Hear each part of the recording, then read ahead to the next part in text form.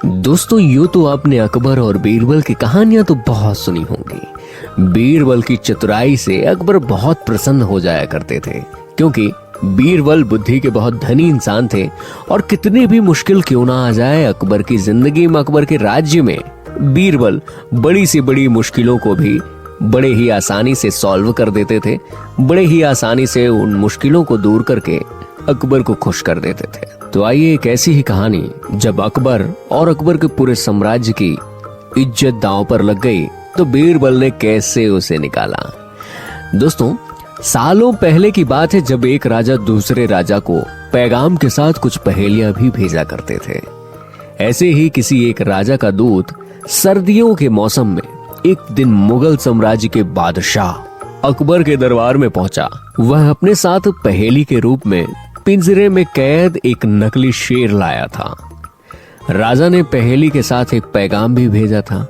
पैगाम में लिखा था कि क्या मुगल राज्य में कोई ऐसा बुद्धिमान है जो पिंजरे को और शेर को बिना छुए शेर को बाहर निकाल सके। अब मुगल सम्राट अकबर सोच में पड़ गए कि आखिर शेर और पिंजरे को हाथ लगाए बिना भला शेर को कैसे बाहर निकाला जा सकता है।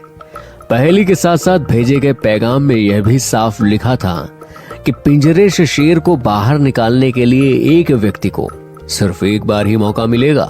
अब अकबर की परेशानी बढ़ गई। अकबर काफी परेशान हो गया। उन्हें लगा कि यह तो बहुत ही मुश्किल काम है और अगर शेर को पिंजरे से बाहर नहीं निकाल पाए तो मुगल राज्य की काफी बदनामी होगी। ये सोचते सोचते उन्होंने दरबार में मौजूद सभी की तरफ देखा और सभी मंत्रियों से पूछा कि है कोई जो इस पहेली को सुलझा सके। लेकिन हर कोई इसी सोच में डूबा हुआ था कि आखिर यह संभव कैसे हो सकता है। अकबर के पूछने पर जब किसी ने जवाब नहीं दिया तो उन्हें अपने वजीर बीरबल की याद आने लगी, जो सभा में मौजूद नहीं थे। उन्होंने तुरंत दरबान भेजकर बीरबल को हाजिर होने का आदेश भिजवाया। लेकिन अफसोस इस बात का कि बीरबल किसी सरकारी काम से राज्य से बाहर गए हुए थे। रात भर अकबर इसी सोच में डूबा रहा कि आखिर पहेली को कैसे सुलझाया जाए। दूसरे दिन फिर दरबार लगा, लेकिन बीरबल की कुर्सी खाली देखकर अब अकबर उदास हो गया। बादशाह ने एक बार फिर दरबारियों से पूछा कि क्या किसी के पास शेर को पिंजरे से बाहर निकालने की कोई तरकीब है क्या। इतने में ही एक दरबान अकबर के सामने आया और उसने शेर को पिंजरे से निकालने की कोशिश की, लेकिन वो नाकामयाब रहा। दूसरे दरबार ने पहेली को सुलझाने के लिए एक जादूगर को बुलवाया, लेकिन वो भी विफल रहा। कोशिश करते करते शाम हो आई।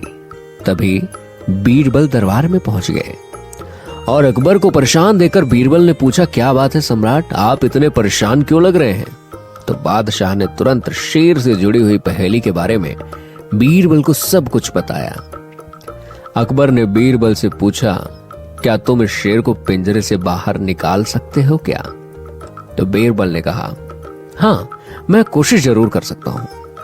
अकबर खुश होते हुए, क्योंकि मुगल साम्राज्य में बीरबल जैसा बुद्धिमान और चतुर दूसरा कोई नहीं था। शेर को पिंजरे से बाहर निकालने के लिए बीरबल ने अकबर से कहा कि उन्हें 2 सुलगती हुई लोहे की छड़ व सरिये की आवश्यकता है। शहंशाह ने तुरंत उसकी व्यवस्था करने को कहा और जैसे ही बीरबल को लोहे की छड़ मिली तो उन्होंने पिंजरे को छुए बिना छड़ को अंदर पहुंचाकर और उस नकली शेर पर रख दिया। शेर लोहे की गर्म छड़ के स्पर्श में आते ही पिघलने लग गया। क्यों? क्योंकि वो मोम का बना हुआ शेर था और देखते ही देखते पूरा शेर मोम के रूप में पिंजरे से बाहर निकल आया।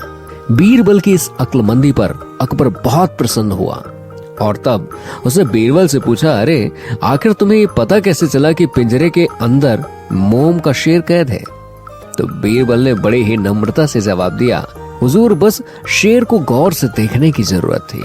मैंने जब पहेली के बारे में जानने के बाद उसे गौर से देखा तो लगा कि यह शेर मोम का हो सकता है, और साथ ही राजा ने भी यह नहीं बताया था कि शेर को कैसे बाहर निकालना है, तो मैंने उसे पिघलाकर बाहर निकाल दिया। और तब इधर दरबार में बीरबल की जय जयकार होने लगी। उधर पहेली लेकर अकबर के दरबार में पहुंचा राजदूत अपने राज्य वापस लौट गया और बीरबल के इस कारनामे के बारे में अपने राजा को बताया।